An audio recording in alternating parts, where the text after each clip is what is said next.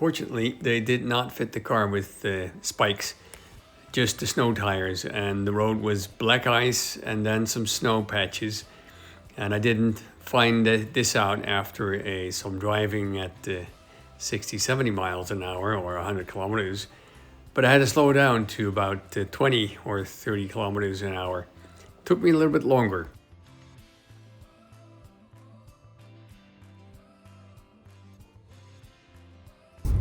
I always love to do some sightseeing after my business visits with clients.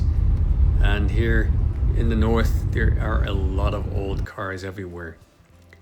I saw this army truck, which was not owned by the army anymore, with some cool stuff, a big wind turbine, and further down, there was a whole yard full of old tractors, rusty ones, Husqvarnas, and the like.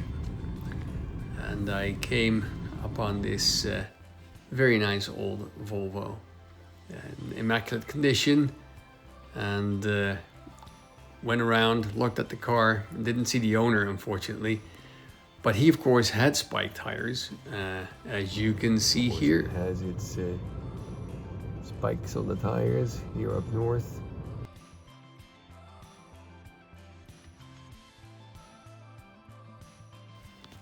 And next door to this workshop, there was this more of a jumble of a lot of equipment. Also this wonderful old truck.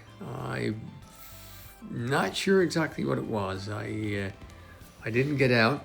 And in the back you can see this old beat up T2 bus, VW bus. And it might be that the engine is taken out, but it might be that the engine is lying in the back of the truck, right there where the arrow is.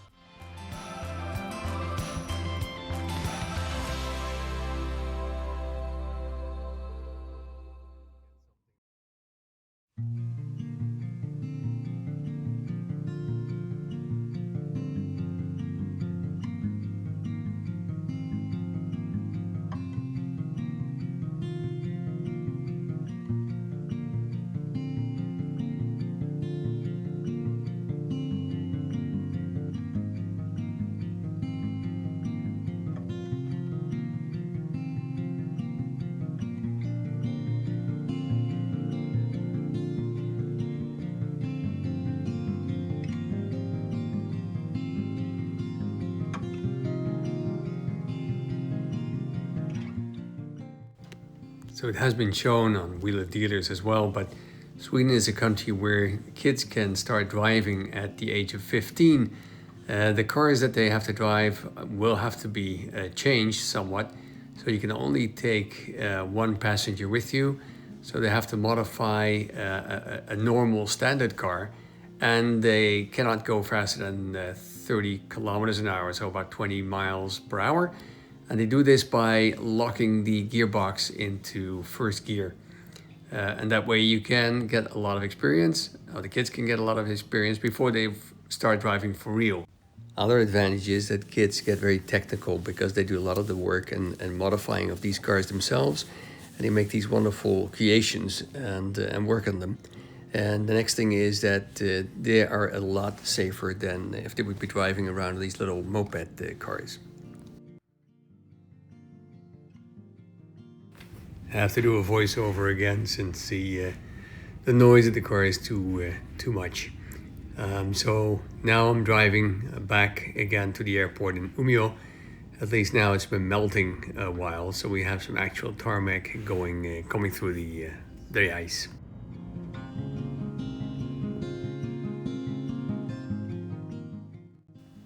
It's kind of sad to see this house burned down to just the basement and the large chimney standing. So this must have been quite a substantial house. Yeah, I hope the people were well insured. Well, this is the basement. That's all left. It's really completely burnt down. Stove is still there. There's some metal pieces that have left after this whole place burnt down. And here you see the ceiling fan, which fell down onto the stove.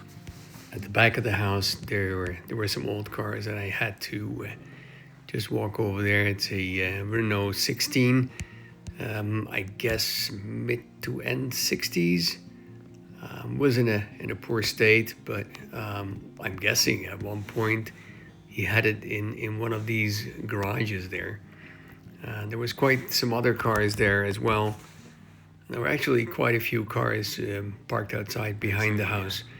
There was a Toyota or Japanese, I couldn't quite make it out.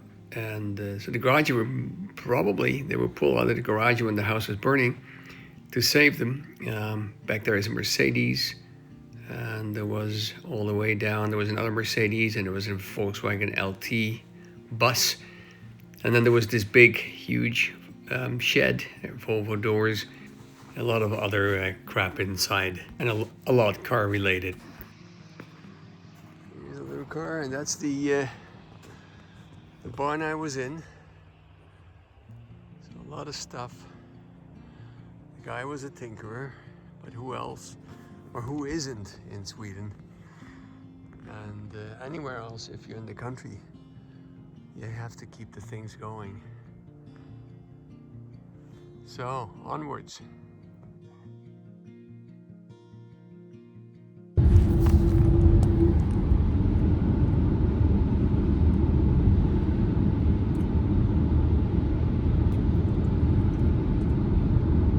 There's always something else interesting. Here's another old house, abandoned, a huge shed. And the house is over here. And there's this lovely little, it's probably beyond saving, but it's a lovely little caravan. I would have loved to fix this one up if it was in a little bit better state, but it's been left out. It's been left out too long. Oh, look at that tiny, cute little caravan. Isn't that nice?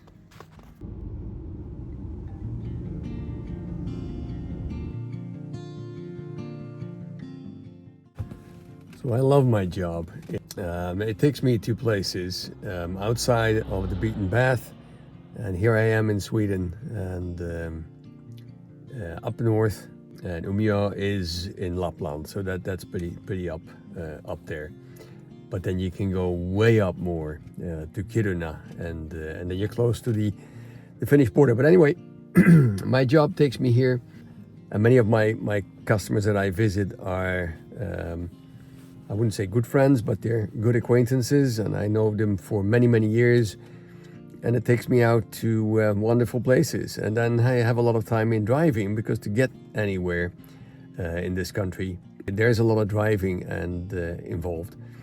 So this trip, I had, it was 2 trips, first to Umeå and then Stockholm. So here's a map with first Umeå up there and then Stockholm down there.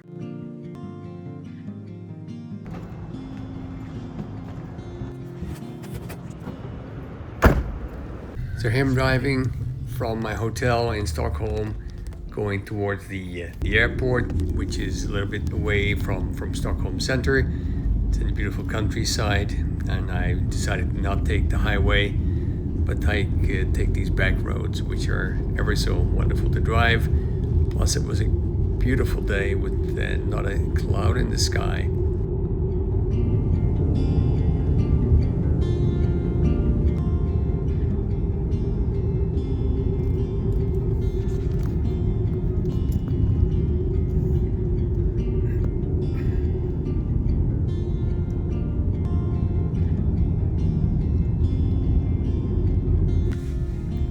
Past this old farm, he had a lot of classic cars standing outside, so I guess inside it would have been a lot more. There were a couple of American cars outside, I'm guessing 60s cars that he was working on. And there was this Fiat Ritmo outside, and then this little Fiat 126 standing under a tarp.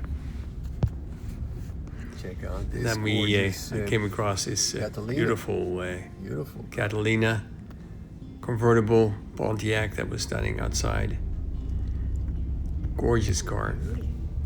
And kept on going towards the airport. And when you see a family having a Saab, they never have one. This guy had at least 3 on the driveway. And the last little trip ending at the back of the airport, I found a wonderful gravel road. I hope you enjoyed the coming along on this trip to Sweden. I love that country. It's beautiful, people are nice, and there's so much room. And it's just a beautiful countryside. And they love their old classic cars. So hope to see you again soon.